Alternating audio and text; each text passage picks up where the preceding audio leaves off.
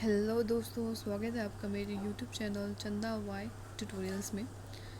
दोस्तों, आज का टॉपिक मैं बहुत इम्पोर्टेंट टॉपिक लेके आई हूँ, ग्लोबल वार्मिंग। आपने ये टॉपिक सुना भी होगा, ग्लोबल वार्मिंग क्या होता है, आखिर ये होता क्या है ग्लोबल वार्मिंग। मैं आज आपको बताऊँगी what is the meaning of global warming. Okay, global warming has become perhaps the most complicated issue facing world nowadays.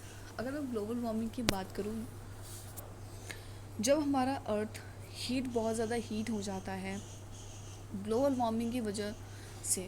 अब ग्लोबल वार्मिंग के पीछे भी बहुत सारे रीजंस होते हैं क्यों ऐसा हुआ है, मैं आगे आपको बताऊंगी। आगे बढ़ने से पहले मेक श्योर प्लीज़ मेरे चैनल को सब्सक्राइब शेयर कमेंट ज़रूर करिएगा, ताकि आपको और भी नोटिफिकेशन मिलती रहे जिससे आपको हेल्प मिले। ग्लोबल वार्मिंग मैं बोलती हूँ, ये इन्वायरमेंट का टॉपिक है। जिसने मेरी इन्वायरमेंट की वीडियो नहीं देखी है, आप प्लेलिस्ट में जाके इन्वायरमेंट की मेरी वीडियो आप सर्च करिए, मिल जाएगा। इन्वायरमेंट बायोस्फीयर बहुत इंपॉर्टेंट वीडियोस बना रखी है मैंने आपको। फॉर बीएससी के लिए भी इम्पॉर्टेंट है क्योंकि उनका एक सब्जेक्ट है इन्वायरमेंट, तो उनके लिए भी इम्पॉर्टेंट है, बीएससी सेकेंड ईयर।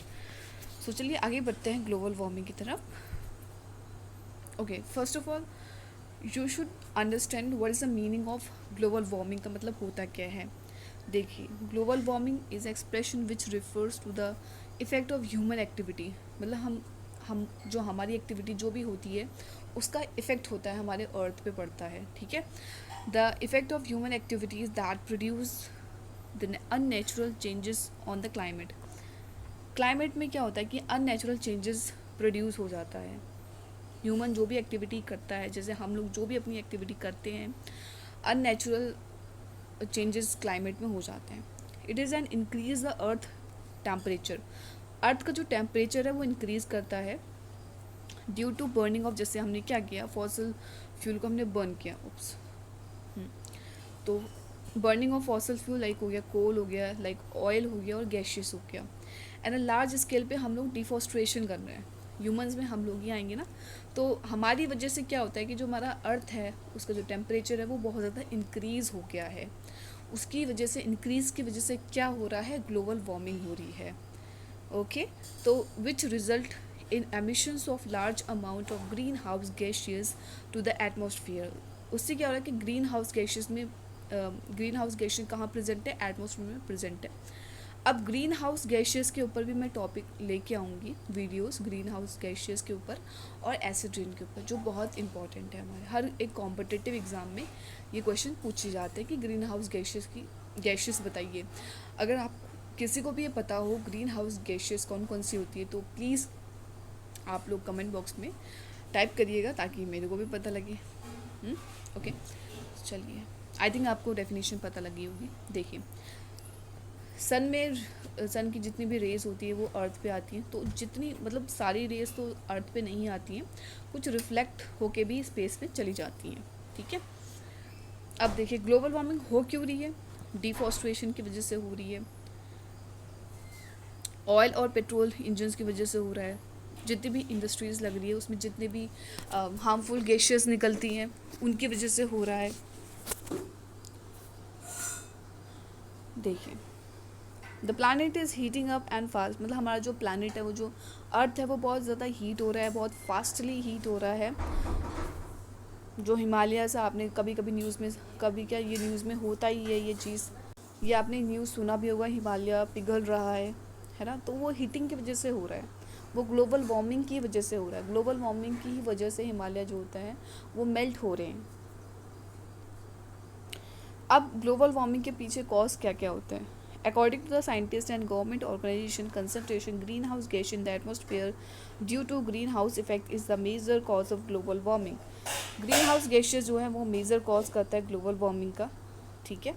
अब these gases specially CO2 have heat tapping capacity होती है, सो दे ट्रैप, हीट को ट्रैप करता है और कॉज करता है green house gaseous. Green house effect, greenhouse effect is a phenomena in which the heat and light of the sun enter to the earth atmosphere but cannot go out. They are trapped by the greenhouse gases. As a result, temperature rise. मतलब क्या हो रहा है ना यहाँ पे,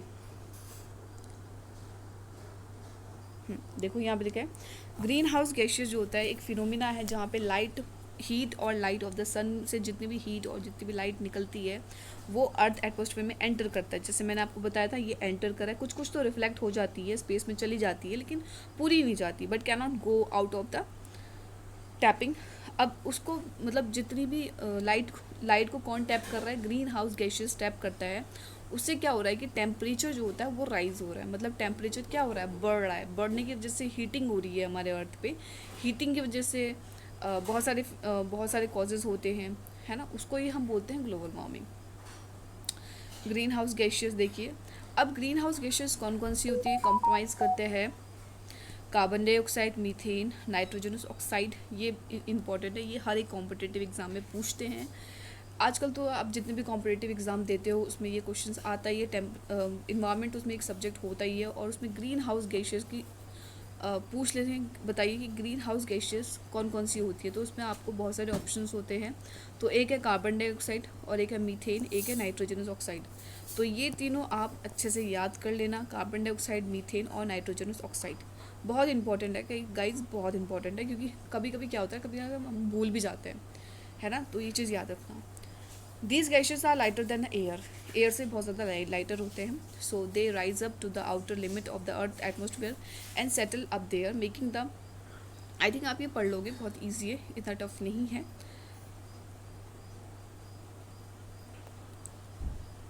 agriculture produce करता है लार्ज अमाउंट ऑफ मीथेन। ये चीज़ इंपॉर्टेंट है कि जो एग्रीकल्चर होता है ना, वहाँ से बहुत ज़्यादा मीथेन प्रोड्यूस होता है, और नाइट्रोजन ऑक्साइड। ओके, इसमें देखो there are numerous agricultural sources होते हैं ग्रीन हाउस गैसेस के, जैसे लाइफ स्टॉक ग्रासिंग हो गया, वेस्ट मैनेजमेंट हो गया, डाइजेस्टिव गैसेस कंट्रीब्यूट करता है half of the emissions produce by agriculture. Nitrogen fertiliser used for the increasing production release nitrogenous oxide and comprise करता है 35% of the agriculture emissions। और deforestation main cause होता है, अगर मैं आपको बताऊं तो डिफॉरेस्टेशन मेन कॉज होता है ग्लोबल वार्मिंग का। क्योंकि देखो कितने सारे पेड़ जो होते हैं वो कट हो जाते हैं, उनकी वजह से क्या होता है, ग्लोबल वार्मिंग होगी, हीटअप होगा, है ना। ठीक है, अकॉर्डिंग टू द नासा के अकॉर्डिंग क्या हुआ था कि deforestation is responsible for nearly 1/4 of the amount of carbon emitted to the atmosphere. The planet cut and burns nearly 35 billion acres of tree each year, including millions of acres of rain forest. Trees and plants take up the carbon dioxide and produce a pure clean oxygen, ये produce करते हैं। तो देखो आप सब पेड़ cut कर दोगे तो कहाँ पे कार्बन डाइऑक्साइड प्रोवाइड करेगा, है ना। तो आप ज़्यादा से ज़्यादा ट्री लगाइए, ठीक है, ताकि फ्यूचर में कभी प्रॉब्लम ना हो। इफ़ेक्ट आप देख सकते हो ग्लोबल वार्मिंग का, मैंने बता दिया आपको। फिर there are the numerous effect of global warming, some of the effect of global warming. Okay, rise of sea level भी बहुत ज़्यादा राइज हो रहा है उसमें, ड्यू टू द राइज, जैसे जैसे टेम्परेचर राइज हो रहा है तो ग्लेशियर जो होते हैं, जैसे पोलर्स आप ले लो, पोलर का ले लो, अटलांटिक का ले लो, तो ये सब क्या हो रहा है, ये यहाँ पे जो जितने भी हिमालयाज़ हैं ये सब मेल्ट हो रहे हैं, ठीक है। So due to rise in temperature the glaciers, sorry Himalayas नहीं है, ग्लेशियर्स। सो ग्लेशियर्स प्रेजेंट हैं, पोलर्स में ग्लेशियर्स होते हैं, तो वहाँ पे मेल्टिंग हो रही है उनकी, ठीक है, मेल्टिंग रैपिडली, बहुत ज़्यादा मेल्टिंग हो जा रही है। एज अ रिजल्ट क्या होता है, sufficient rise of sea level. Drought and floods, higher temperature lead to faster evaporation of water and leads to drought in a one part, and heavy rainfall cause flooding। heavy rainfall क्या होता है, flooding cause करता है in another part of the world। Okay, so drought भी main cause है, और इससे क्या होता है, ड्रॉट हो जाता है, फ्लड्स ग्लोबल वार्मिंग से ही होते हैं। इफेक्ट ऑन बायोडाइवर्सिटी पे भी इफेक्ट पड़ता है इसका। अब देखो वाइल्ड लाइफ रिसर्चर्स ने ये नोटिस किया था कि कुछ ऐसे स्ट्रॉन्ग स्पीशीज जो होते हैं वो माइग्रेटिंग कर रहे हैं, जैसे पोलर वियर हो गए, जैसे वो कहाँ पे रहते हैं, आर्टिक रीजन में रहते हैं, तो वहाँ से वो माइग्रेट कर रहे हैं, migrate from the north and far south to maintain their needed habitat को मेनटेन करने के लिए। फॉर द एग्जाम्पल जैसे रेड फॉक्स अगर हम रेड फॉक्स की बात करें तो ये नॉर्मली कहाँ रहता है, नॉर्थ अमेरिका। इस नाउ वो क्या हो रहा है, वो आर्टिक में आ रहा है। Also it has been notice that loss of species and endangerment is rising along with the global temperature. Preventions, global warming को हम कैसे प्रिवेंट कर सकते हैं, रीयूज़, रिड्यूस एंड रिसाइकिल कर सकते हैं। तो ये चीज़ हमेशा याद रखना आप लोग। या आप लोग कहीं आता भी, अगर मान लो ग्लोबल वार्मिंग के ऊपर कभी आपको ऐसे लिखना पड़े, या फिर ये टॉपिक भी होता है, BSc सेकेंड ईयर में टॉपिक है ग्लोबल वार्मिंग के ऊपर, तो आप ये सब चीज़ें अच्छे से नोट कर सकते हो। Reuse, reduce, recycle. We can prevent global warming by the reducing the demand of fossil fuel. अगर हमें ग्लोबल वार्मिंग को प्रिवेंट करना है तो हमें क्या करना पड़ेगा, रिड्यूस करना पड़ेगा demand of global fossil fuels and by using of energy मोर। ठीक है, सम ऑफ द सिंपल एक्शन जैसे मैंने बताया था, रीयूज, रिड्यूस और रिसाइकिल करना पड़ेगा आपको।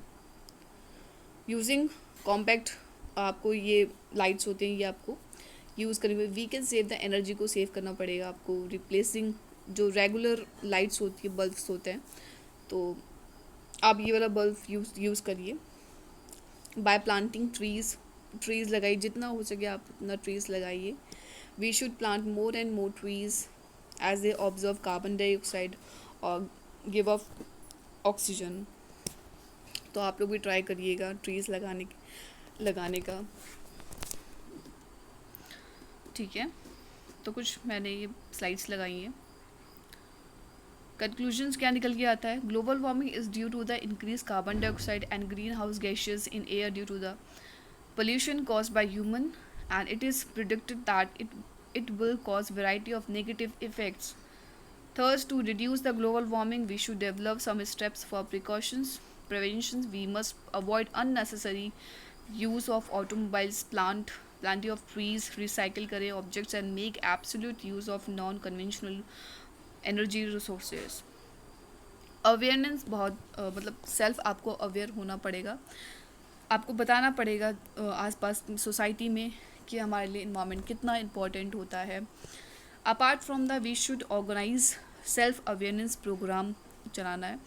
Plan exhibition is different part of country to create awareness on a global warming and also to show down global warming adaptation schemes must be forwarded. अब इसमें यह है कि क्या क्या कॉज करता है global warming. One thing that cause global warming is electrical pollutions. Electricity cause pollution in many ways. Okay, in most of the cases, fossil fuels are burned to create electricity. Fossil fuels are made to dead plants or animals. For example, fossil fuels and oil and petroleum.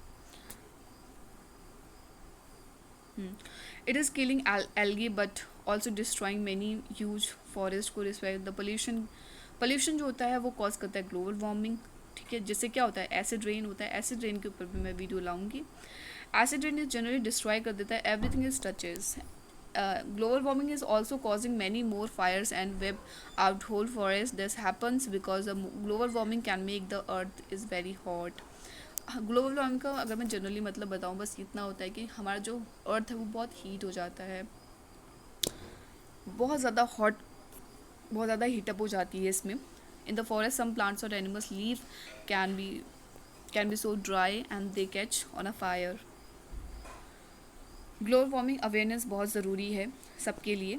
Tree for the future as helping communities around the world plant trees. Okay, planting trees protect the environment. जितना आप plants लगाओगे, trees लगाओगे, उतना ही हम लोग क्या करेंगे, अपने इन्वायरमेंट को सेव कर सकते हैं फॉर फ्यूचर के लिए।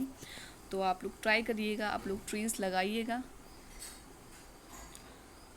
देखिए वेस्ट टू हम कैसे कैसे ग्लोबल वार्मिंग को रोक सकते हैं, कैसे स्टॉप कर सकते हैं। प्लांट ट्री लगा सकते हैं, रिड्यूस वेस्ट कर सकते हैं, कंजर्व वाटर को कंजर्व करिए, रिड्यूस करिए फॉसिल फ्यूल को, use walking and recycle, reduce recycle reduce. ये आई थिंक 2 बार हो गया। ओके, अगर आपको मेरी वीडियो पसंद आती तो please subscribe, share and comment करिएगा। और भी आप लोग मेरी वीडियोस देख सकते हैं प्लेलिस्ट में, इन्वायरमेंट से रिलेटेड, बायोस्फीयर से रिलेटेड, और भी इन्वायरमेंट के ऊपर बहुत सारी वीडियोस बना रखी है मैंने, तो इससे आपको हेल्प मिलेगा। आई थिंक ये वीडियो आपके लिए हेल्पफुल रहेगा। Okay, okay, bye bye.